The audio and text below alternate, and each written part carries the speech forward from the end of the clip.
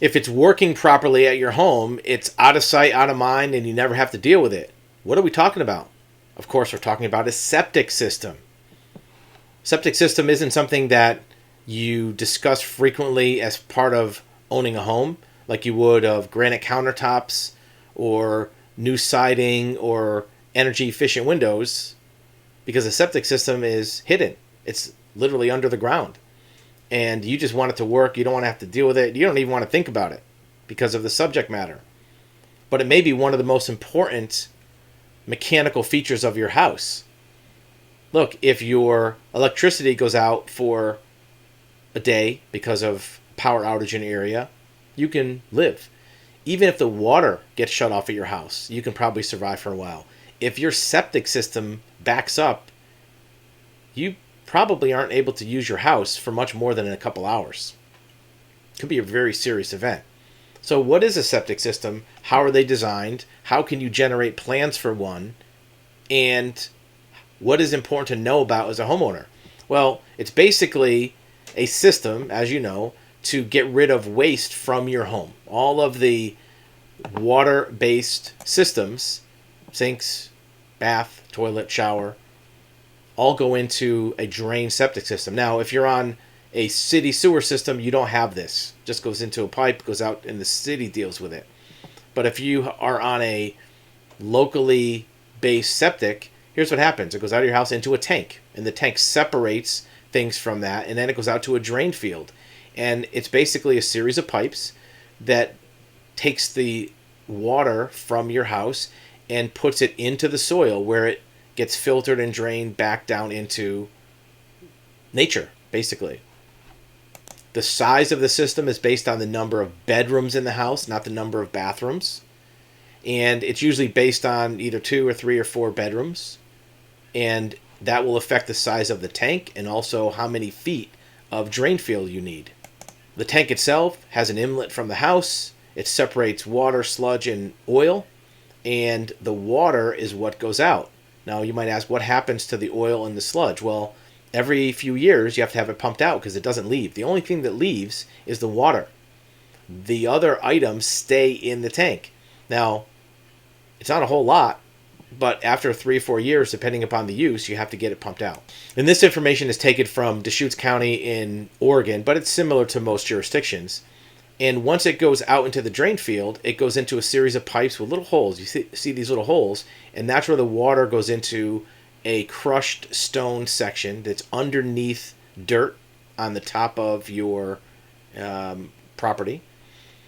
You can't build on top of it. You can't, put an addition on your house. You don't want to even pave over it because you need this dirt to help evaporate liquid. The design may be one of a number of different things. Maybe multiple trenches, distribution box. There's a couple different ways of doing it. You have to keep in mind which way there's a slope on your property. And that's all designed by your septic expert. Now here's an example of an aerial view. You have your house that goes into the septic tank. Usually it's concrete, sometimes metal, sometimes fiberglass, although metal's not used that much anymore. You also have a line that goes from the septic tank into the drain field. If you notice, each individual line for the drain field has distances. They usually have to be like 10 feet apart, so there's not too much water going into one place. They have to be 10 feet from a property line. Usually has to be 5 feet or so from your house.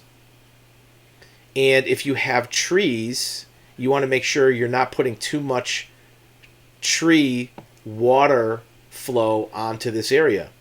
You also don't want to make sure it's far from any wells that you have that's getting water to your house. So all these setbacks are important. Also, they all have to be within an approved area. And that approved area is based on the soil type. So it drains properly. It's not too muddy. It's not too compact. But also you don't want it too loose where it flows through too quickly. And even though it's 10 feet between them, you also have to have a certain number of undisturbed soil. You don't want to dig out this whole thing. When this is made, you dig a little trench, you put that in. You want this soil to remain how it was compacted. When you create a septic system, there's a series of inspections. You have to inspect the tank. You have to inspect the security of the tank, the drain lines, and the drain field to make sure they're all secured, they're not leaking, and they're connected properly, and that they have the right slope, because there's no pumps on this system. It all is done by gravity. So you want to make sure the gravity flows the right direction. You don't want it flowing backwards because it's going to come back into your house. Here's an example of some of your setbacks. If you have a groundwater supply like a well, it's got to be 100 feet from your absorption area. That's your drain field. That's what they call a drain field. It's got to be 50 feet from your septic tank. Why is it farther away? Because your drain field is actually emitting the water, the liquid, into the ground. Your septic tank itself is sealed, in theory, but it can leak. Springs, same thing, 50 or 100 feet. Surface waters, groundwater interceptors has to be a certain distance. Man-made cuts, meaning that if you have a hill or a gradient, you have to be a certain distance, 50 or 25 feet. The reason why is you don't want this liquid pouring out the side of a hill going down outside the ground. You want this to be underneath the ground.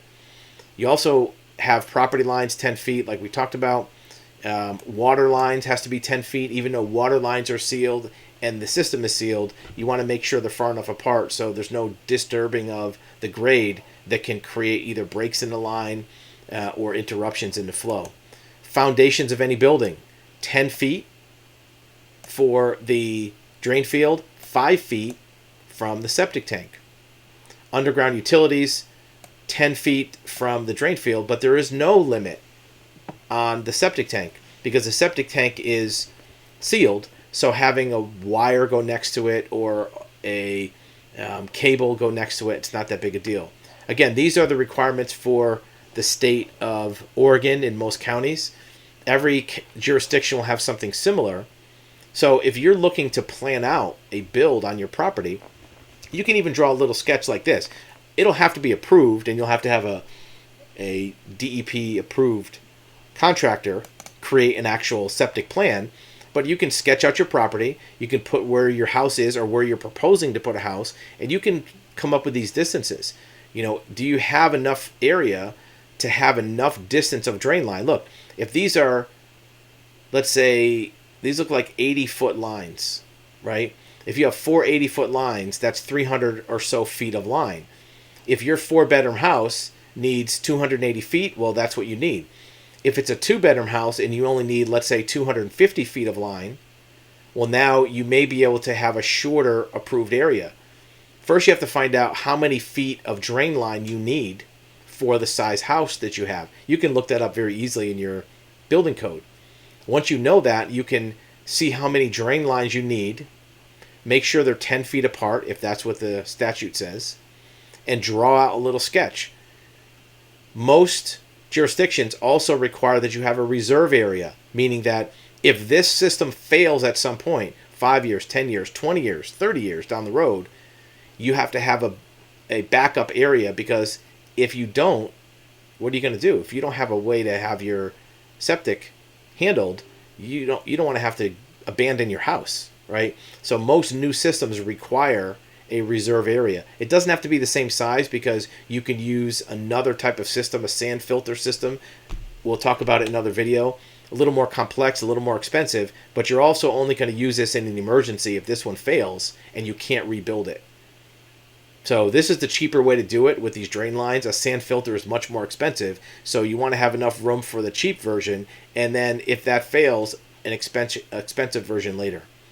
So you can do a rough sketch. If you have more questions, you can visit our website.